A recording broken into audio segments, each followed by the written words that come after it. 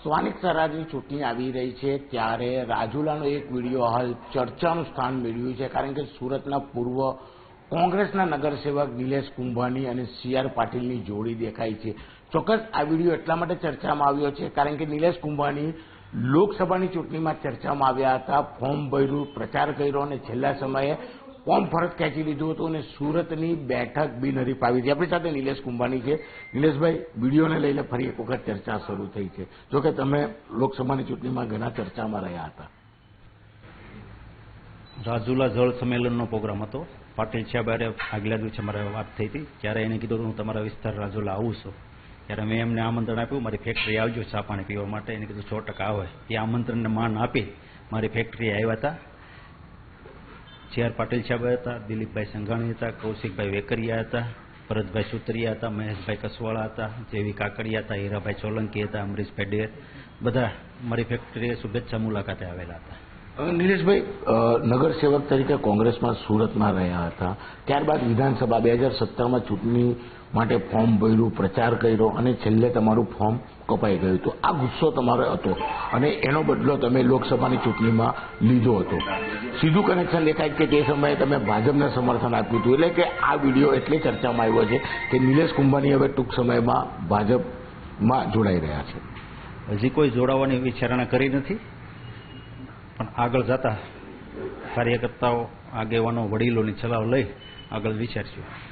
લોકસભાની ચૂંટણીમાં બી તમે આવું જ કહેતા હતા કે આપણે ચૂંટણી લડવાની છે અને છેલ્લા સમયે ફોર્મ પરત ખેંચી ભાજપને બિનહરીફ આપેલું હતું. એટલે સીધી રીતે બદલો તો લીધો, કોંગ્રેસ સાથે ભાજપનું સમર્થન કર્યું હતું. તો હવે શું? કોંગ્રેસે પણ છેલ્લી ઘડીએ મને ટિકિટ આપી હતી, 2017માં છેલ્લી ઘડીએ આપી હતી. એનો બદલો લોકસભામાં લીધો, ભાજપને સમર્થન કર્યું હતું. કોઈ ભાજપને એ વખતે સમર્થન નહોતું. એ વખતે હું મૌન રહેલો અને પછી મનાવવામાં આવ્યો ત્યારે કોંગ્રેસની સાથે મહેનત પણ કરેલી. વિડીયો વાયરલ થયો છે. જે પ્રકારે સી.આર. પાટીલ ભાજપના નેતાઓ દેખાઈ રહ્યા છે, ઈશારો એવો થાય છે કે સ્થાનિક સ્વરાજની ચૂંટણી, કોર્પોરેશનની ચૂંટણી આવે છે, એમાં નિલેશભાઈ ભાજપ તરફથી ચૂંટણી લડશે. ના, કોર્પોરેશન કોઈ ચૂંટણી લડવાનો વિચાર કર્યો નથી, પણ આગળ જોઈને કોર્પોરેશનથી આગળ જઈએ તો વિધાનસભાની ચૂંટણી, કારણ કે સી.આર. પાટીલ ગુજરાતના પ્રદેશ પ્રમુખ રહી ચૂક્યા છે. આજે બી કદાચ ગુજરાતમાં એક એ પ્રમાણે ટિકિટોની વહેંચણી થતી હોય, અત્યારથી કદાચ ભાજપમાં પ્રવેશ કરો તો વિધાનસભાની ચૂંટણી લડી શકો. હજી કોઈ વિચાર્યું નથી, પણ આગળનો ટાઈમ આવે ત્યારે વિડીયો તો એવું જ કહે છે કે નિલેશભાઈ ભાજપમાં જોડાય છે.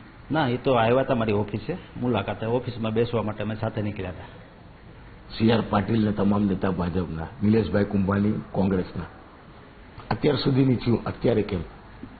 અત્યારે જળ સંમેલનનો પ્રોગ્રામ હતો. અવારનવાર બધા અહીંયાના મંત્રીઓ, ધારાસભ્યો અમારી ફેક્ટરીએ મુલાકાતે આવતા જ હોય. આ વખતે પાટીલ સાહેબને પણ મેં આમંત્રણ આપ્યું હતું, એટલે એ આમંત્રણને માન આપીને બધા મંત્રીઓ, ધારાસભ્યો, પાટીલ સાહેબને બધા આવેલા. એવું નથી લાગતું કે નિલેશભાઈએ 2017નો બદલો લીધો, લોકસભાની ચૂંટણીમાં ભાજપને જે બિનહરીફ બેઠક મળી હતી તેને લઈને હવે ભાજપ નિલેશભાઈને પોતાના પક્ષમાં લેવા માંગે છે?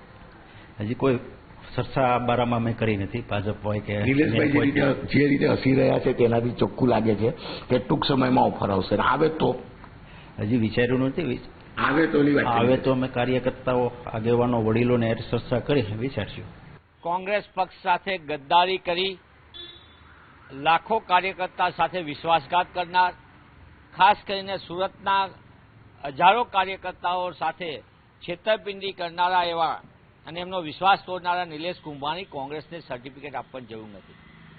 વેચાણા પોતે પક્ષ સાથે ગદ્દારી કરી, લાખો કાર્યકર્તાનો વિશ્વાસઘાત કર્યો અને નિલેશ કુંભાણી હવે જ્યારે એમને ભાજપમાં સગવડી ગોઠવવા માટે સી.આર. પાટીલ અને ભાજપે લખેલી સ્ક્રિપ્ટ પ્રમાણે નિવેદન આપે છે. હું આપના માધ્યમથી નિલેશ કુંભાણીને પૂછવા માંગુ છું કે તમે જે રીતે વેચાણા એનાથી માત્ર કોંગ્રેસ પક્ષને તો નુકસાન થયું, તમે વિશ્વાસઘાત કર્યો, ગદ્દારી કરી, પણ સાથે સાથે સુરતની જનતાનો પણ તમે વિશ્વાસઘાત કર્યો છે. તમારી એવી તો કેવી મજબૂરી હતી કે તમારે ઘરમાં પુરાઈ રહેવું પડ્યું 5-5 દિવસ સુધી. તમારે ખોટી સહીઓ કરી, સાચી સહીઓ કરીને એની ગોલમાલમાં તમારે લપાથપી કરવી પડીને છુપાતા મોઢે તમારે ફોર્મ પરત ખેંચવા આવવું પડ્યું હતું. તમે કઈ પ્રકારે ક્યાં ધંધાના ગોઠવણમાં ગયા હતા અને ક્યાં તમારા જૂના એવા હતા જેના કારણે તમારે રાજકીય રક્ષણ લઈને ભારતીય જનતા પાર્ટીના ઇશારે નાચગાન કરવું પડ્યું છે. એટલે મહેરબાની કરીને કોંગ્રેસ ઉપર આરોપ મૂકવાને બદલે તમારી જે કાંઈ વેચાણ પદ્ધતિ હશે, તમારા જે સોદાબાજી થઈ છે એ સોદા મુજબ તમને મુબારક. કોંગ્રેસ પક્ષ નીતિમત્તાથી કાર્યકર્તાઓ સાથે રહીને મજબૂતીથી લડે છે અને લડતી રહેશે. તમે જનતાનો પણ વિશ્વાસઘાત કર્યો છે. કોંગ્રેસ પક્ષની સાથે તો ગદ્દારી કરી છે, પણ સુરતની જનતા સાથે તમે વિશ્વાસઘાત કર્યો છે, છેતરપિંડી કરી છે, એનો જવાબ તમારે પહેલા આપવાનો છે.